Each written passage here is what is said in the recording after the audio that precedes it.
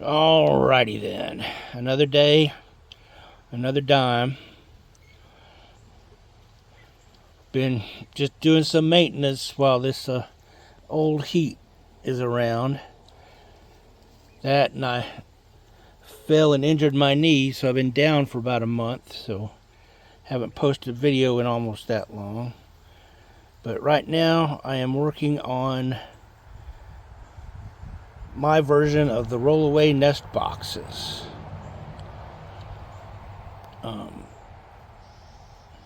This is a start. I bought some of the plastic paint bins from Walmart. Cut the cedar 1x4s, like 15 inches, almost 15 inches and 12 inches. Wrapped them around the paint tray, then built a framework on top. This here is going to have a flap that goes up so I can access the back here. This is going to stick out of the coop so I can access it without going inside. It's going to be, of course, be a top and a back. Front will be partially enclosed. I have ordered some AstroTurf pads to put on the bottom. All this in here is going to be painted red except for the AstroTurf to attract the chickens. The outside is going to be painted white to try and reflect the heat. And what I'm trying to do with this is take into account my broodies. Because whenever a broody chicken decides to sit on the eggs, they invariably do it in the most popular spot for the other hens to lay. So basically I'm building these. I'm going to have 4 of them in the coop and 2 extras.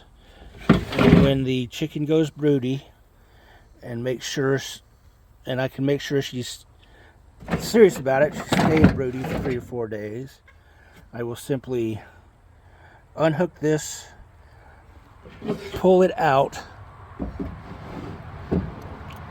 and put it on the ground, and put a spare one in its place. So the broody keeps her nice warm spot and nice warm eggs with very little disturbance, and the others get their favorite laying spot back. That is the goal. Give me a minute and I'll walk through the rest of it. Okay. First thing I do with the paint thing is cut out these 4 little tabs in the corner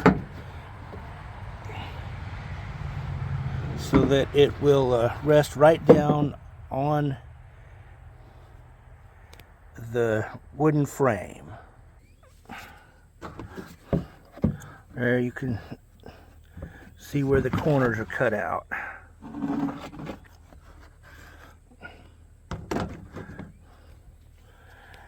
Next thing is I build a framework with the thing. These are 1x4 cedar fence posts that I bought for this, so they won't rot. And it's just, all right. There is 3/4 of the frame built. And now the paint tray goes inside. It does take a little bit of English to make it fit, but I want it tight. If you don't want it this tight, you can of course adjust the measurements.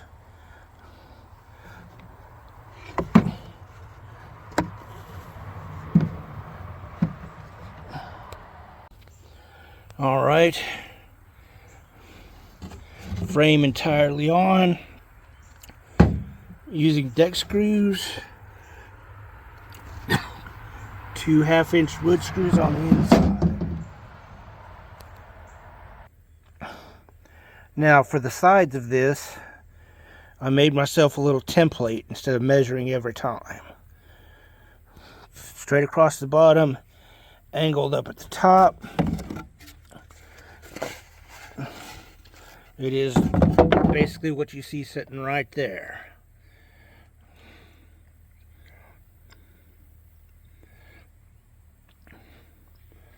It's matches the angle of the paint pan. What I basically did was I measured off 12-inch on a piece of wood and set it down in there so that I would get 12 inches from the bottom of the paint pan to here. And I measured from the top of that down to the bottom. And that's how long I cut the short end. Then I came up here with the same 12 inches, measured from the bottom of the frame up to here, and that's almost the front. I just kept on going with the same angle this far out so that it would go all the way to the front here. And with that template, like I said, I don't have to measure every single time. I have a bunch of this old scrap paneling that I'm using for this. I just set it on there, draw up one side, flip it over, drop the other, and then cut it out. Here you got the view from the bottom. Tray is screwed in. Then I cut another piece of paneling to lay across the bottom.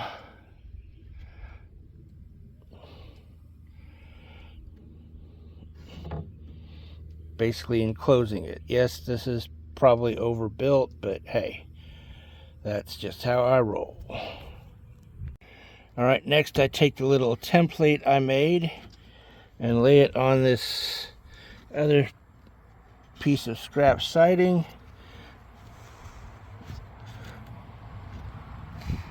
And mark it off, then cut it out.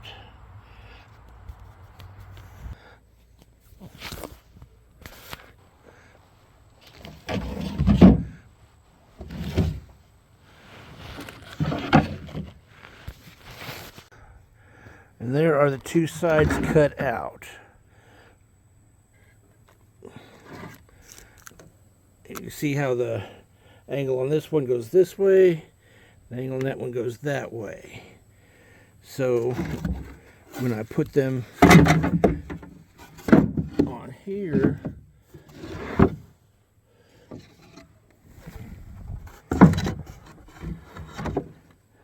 the outside with the lines faces out on both sides. And hopefully you get that. And there they are attached. Deck screws into here. The slope of this follows the slope of the pan.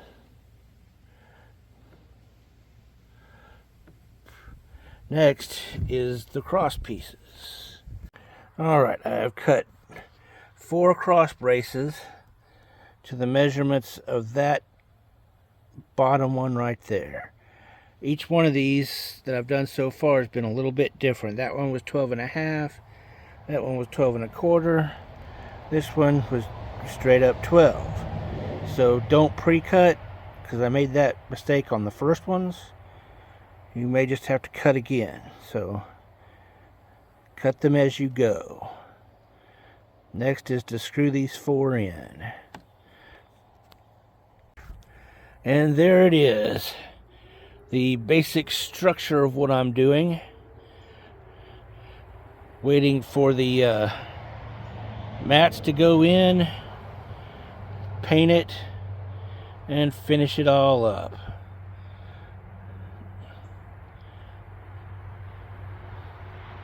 I've gotten 3 this far. I need to do 3 more, and I will be ready to proceed with this part of Fort Clucks. Alright, here we have all 6 trays screwed in, sided up, in the bottom put on. Next step, I've got a bunch of this spray foam, so I'm going to shoot it down into these little gaps here to give insulation underneath and seal it up so nothing can slip in there and set up camp, ants or snakes or anything like that.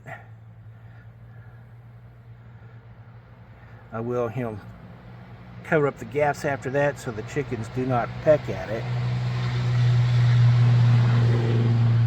But that is my next step. And there we go. Foam is installed. Not an even job across all of them, as you can see.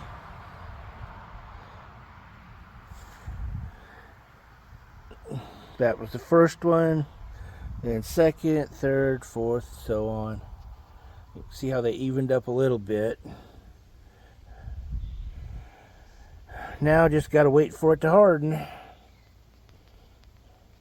And on to the next little step.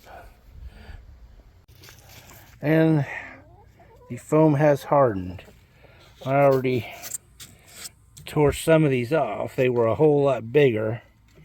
Kind of like this one over here. This one way overflowed. This one only a little overflowed. But yeah, they're hard. No give. Well, there's a little give there. So I guess it didn't get all the way back.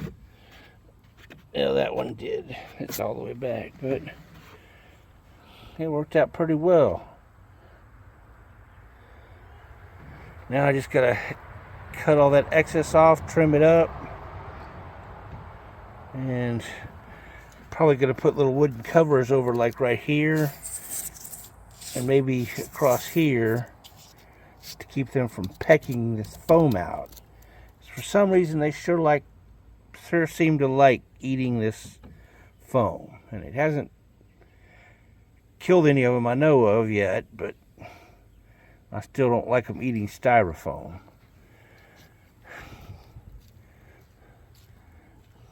Hear that? Can you keep your ladies from eating styrofoam? Alright, fine. He's a lousy conversationalist anyway. And there we go. Foam in and settled. Trimmed back to there. And then I put these little cutouts over the foam there so the chickens can't eat it. Because for some reason they sure do like eating styrofoam. Alrighty. There is I bought just some of those AstroTurf chicken mats off Amazon, and that's in the front part. I'm going to cut a little part to go there and there. That one I cut a little long for some reason, but it was already glued in before I noticed, so I'm just adjusting.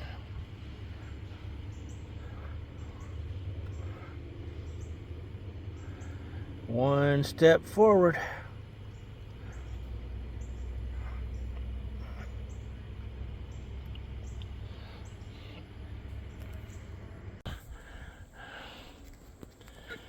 As you can see, that spray-on Gorilla Glue did not work worth a darn.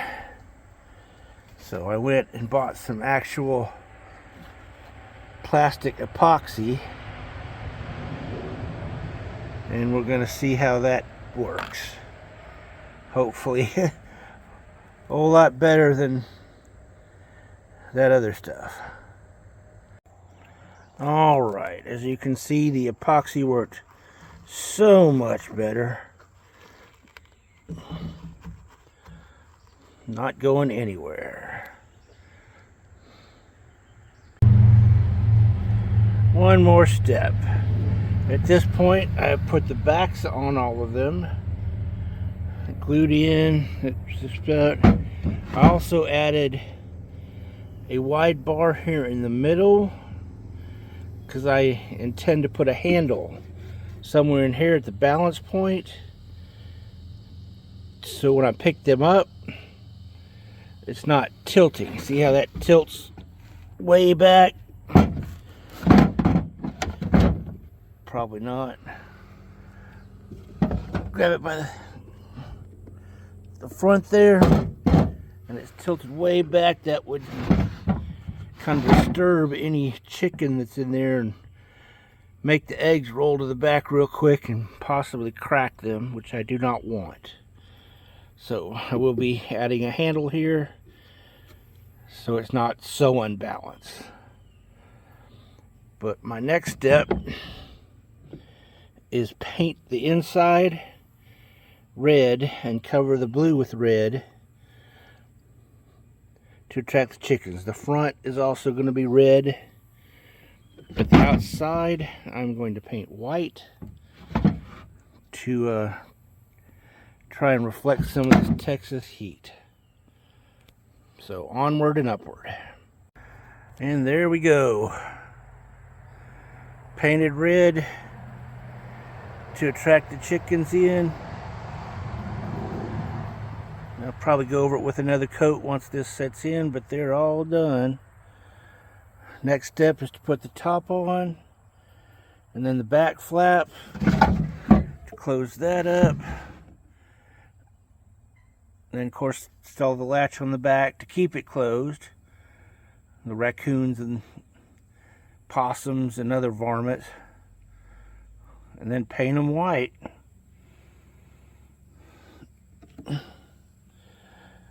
One step at a time. They're getting closer and closer. Now I just got to get Fort Clucks ready to take them.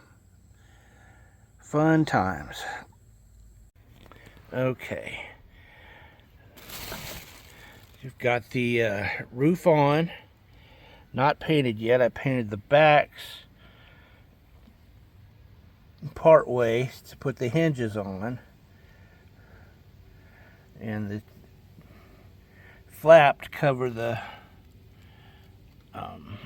back part of the tray where the eggs will roll, hopefully. This is to be able to pull down the latch. I'm going to screw the top part of it in here, then down to here, because I wasn't quite sure that the latch was short enough or that it would screw into the siding here adequately. So this will go down. It'll be, each one will be individually latched. Still got to paint this, of course. But yep, just one step closer.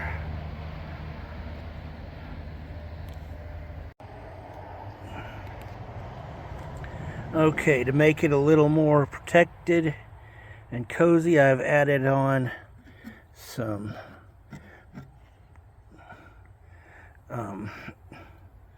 what's it called, siding. Cut siding, shrink the opening a bit, and make them feel more protected while they're in there. Next step, I'm going to put a roost bar on the front of these. Okay, now I've added a roost bar, or a jump bar, or whatever you want to call it, when it's in the nest box configuration. This will give the chickens something to jump up to and then climb in. And then when I bring it down and have it a broody hen in there, this will slide in to give the chicks stairs to get up into the box, back into the box.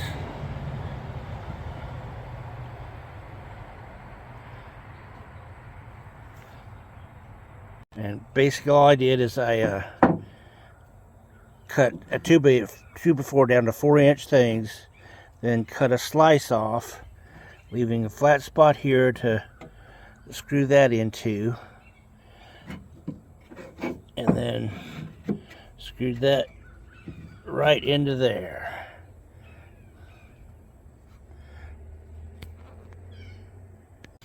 And there it is. Not quite finished, but one step closer. Got the roost bar there painted red, front of it painted red. Attract the chickens in to the little cave there. Let me flip the back down. Nice and dark, secluded, protected from predators. Hopefully they'll like it and adopt it as their nesting boxes. You can see the pad in there.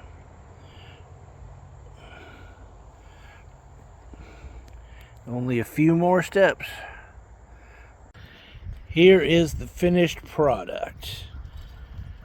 We've got the roost bar, front painted red, nice and dark inside. Handle on the top for easy handling. Flip it around. Flap on the back for access. Hook to keep the stupid raccoons from just opening it up and eating what's inside.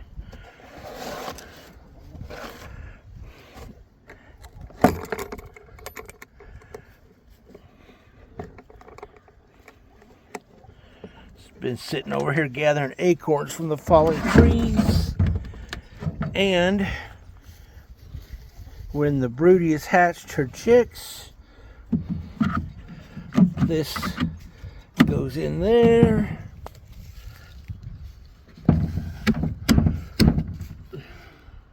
Supposedly, well,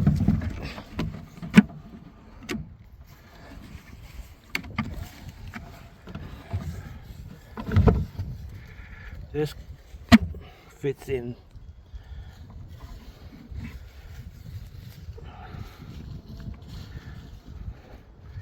You know, I guess I have to modify that a little bit, but this fits in there to provide a little bit of stairs for the baby chicks to just crawl right up in.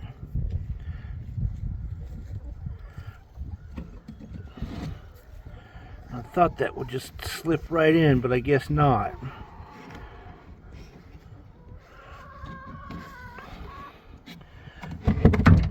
But anyway,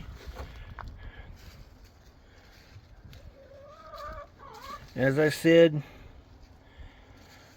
when the girl goes broody in there, this just comes out of the lineup and sits down. Slip another one in and keep on rolling.